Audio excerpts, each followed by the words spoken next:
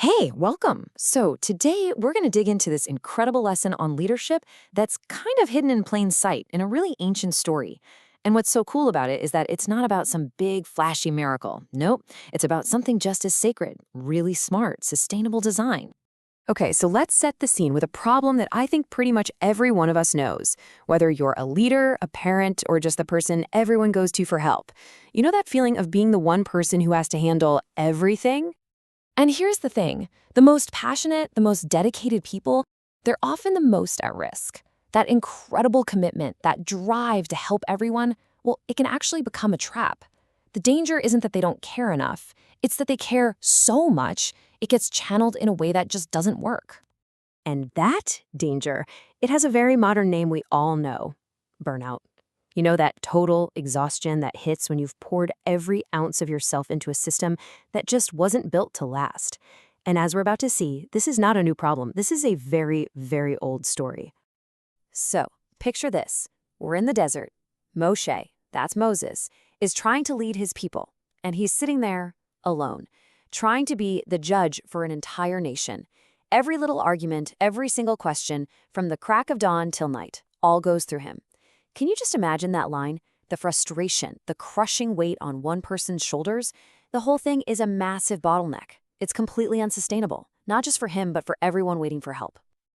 So, into this total chaos walks this really unlikely hero. He's not a prophet, he's not a great warrior, he's an outsider with a totally fresh perspective, Moshe's own father-in-law, a man named Jethro.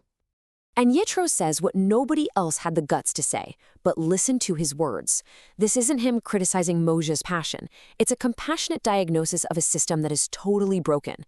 Jethro's basically saying, look, your dedication is amazing, but the way you're doing this is going to destroy you, and it's going to destroy the very people you're trying so hard to serve. And this right here shows you the incredible power of that outsider's view.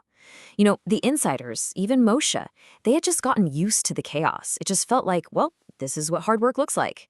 But Yitro comes in with these fresh eyes, and he doesn't question Moshe's passion at all. He questions the design.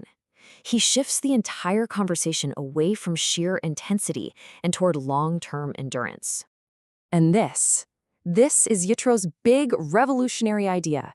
He brings a totally new value to the table. It's not just about how hard you work or how much you sacrifice. It's about endurance. The idea that there's a real holiness in building something that can actually last, a system that can outlive you and keep serving people for generations.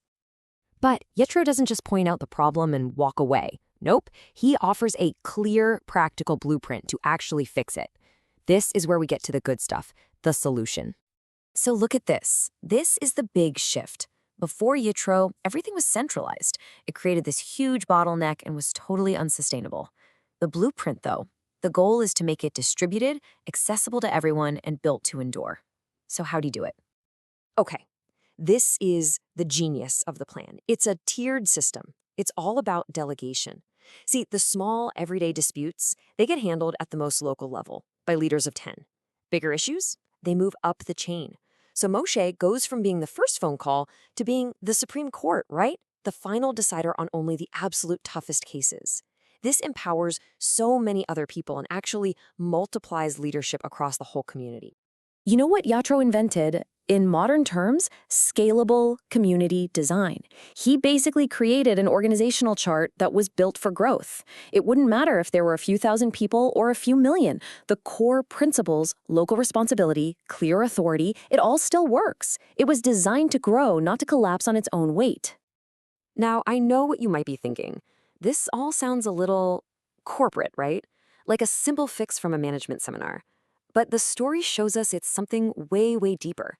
This structural change had some seriously profound spiritual consequences. And that brings us to this really interesting question.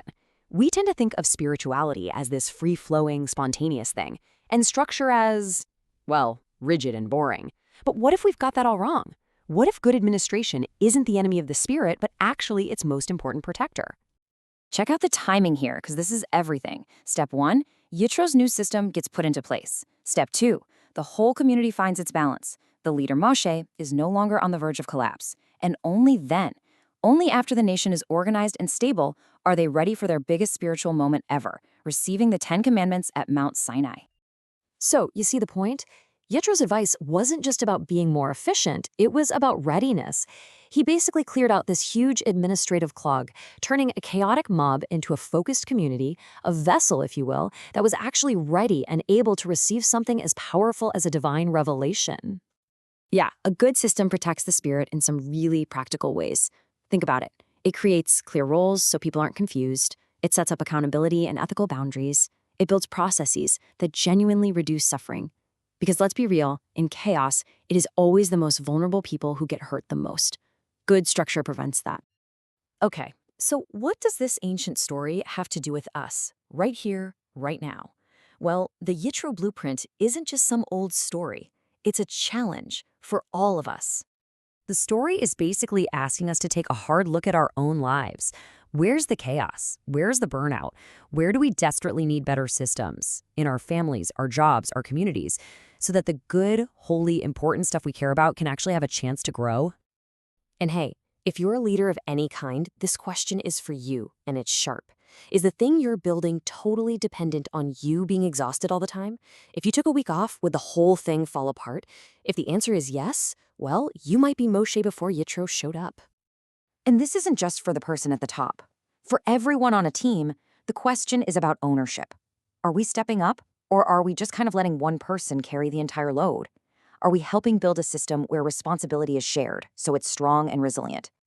And so you think about how this whole massive change started. It didn't begin with a clap of thunder from the sky. It began with the quiet, clear-eyed wisdom of someone on the outside who cared enough to say something. It began with the practical, life-saving gift of good structure. And really, at the end of the day, it was all done with a deep, profound love. Not just for the people right there in that moment, but for the future, with love for what could last. And that right there is the Yitro blueprint.